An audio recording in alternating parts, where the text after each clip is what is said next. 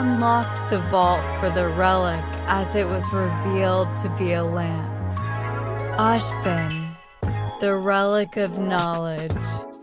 It has the ability to grant anyone who asks it answers to 3 questions every 100 years. Jaune, and you haven't asked anything from it? Ashbin, he asked once and didn't get the answer he wanted. Jaune looks at him suspiciously. Everyone present was on edge. Jaune grabbed the lamp and summoned the spirit inside of it. Ashbin, Mr. Branwen. Jin. Finally someone summoned me. It's been a while since Why hello there, Ozma. Ruby, Ozma?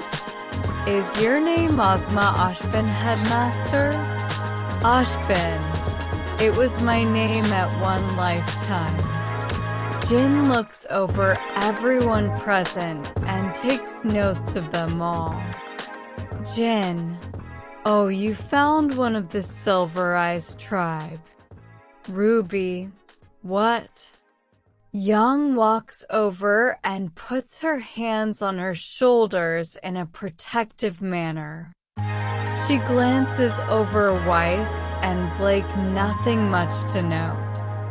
She then looks at Crow and felt sorry for the poor soul.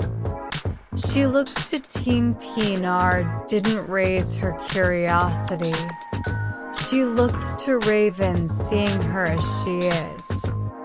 Jin, I see your soul is troubled, little maiden, your heart is plagued with regret, but don't worry, there is a light in your life. She then looks to Jaune as her interest was piqued. Jin, I feel your presence, a foreboding sense of emptiness and loss. She draws near him as she puts a hand to his cheek as she suddenly felt a familiar sensation. The Fall Maiden chose him, meaning the cycle has come full circle. Jin, I see.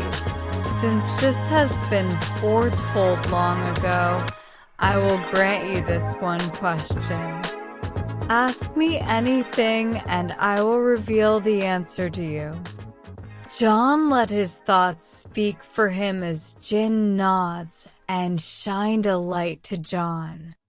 Jaune, why was Amber cursed with the power of the Fall Maiden? He was shown the source of the maiden curse. Ozma and Salem. How Salem fell into despair by the death of her love Ozma, then leading to her curse and the deception of the brothers. Salem's descent into madness, the reincarnation of Ozma, the burdening of his powers to his 4 children. Meanwhile, outside, Jaune was grasping his head, screaming in pain of all the emotions flooding him. Yang, Blake, and Raven tries to comfort him as Raven glares at Jin. Jin, let it run its course. He is only feeling the feedback of all the emotions raging in the answer he asked for. Back to Jaune's mindscape. Jaune sees to the birth of the 4 maidens, and the images stopped as new visions began.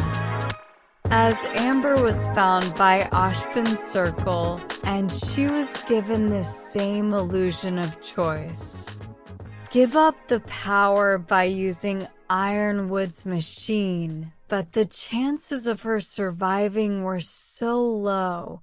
Keep the burden and forever be hunted. There was no choice. Then the events were retold as Amber's death was shown to be needless.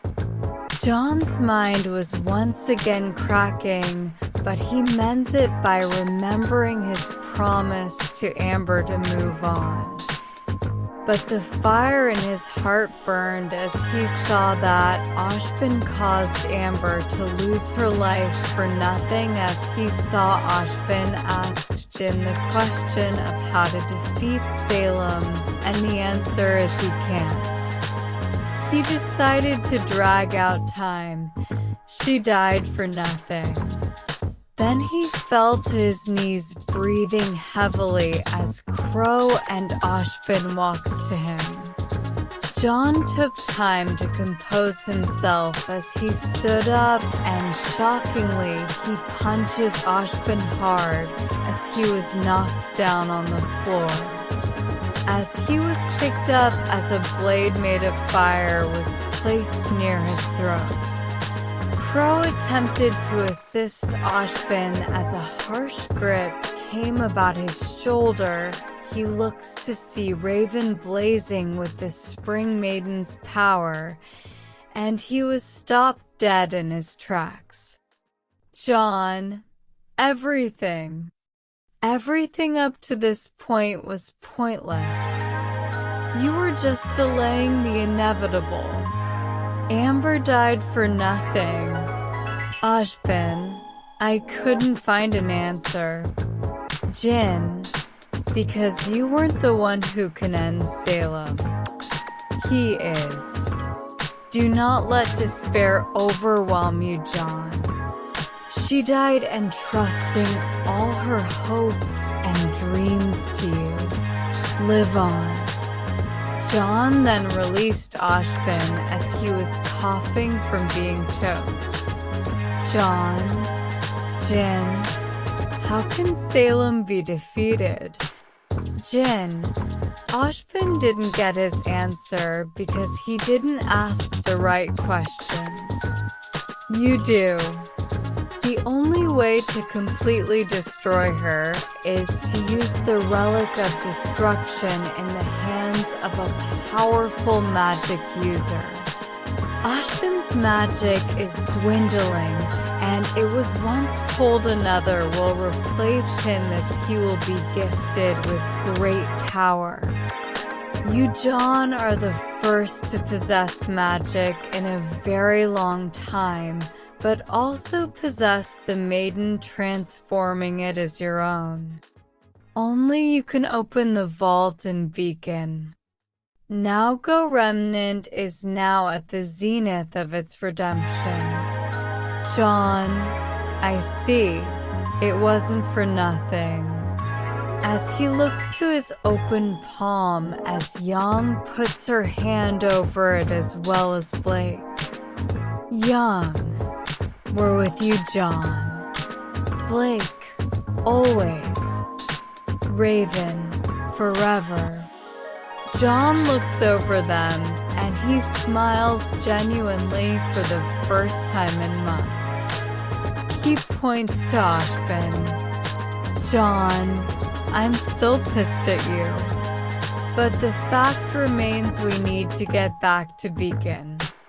We need to plan an assault call Ironwood. No matter how much I hate him, we need his help right now. Meanwhile, Beacon. Glinda. Well, at least you're trying to reconcile with him. Howard. I just hope he would listen. Maria. He will, Howard. We just need to tell him why we tried to keep him safe at home. Saffron.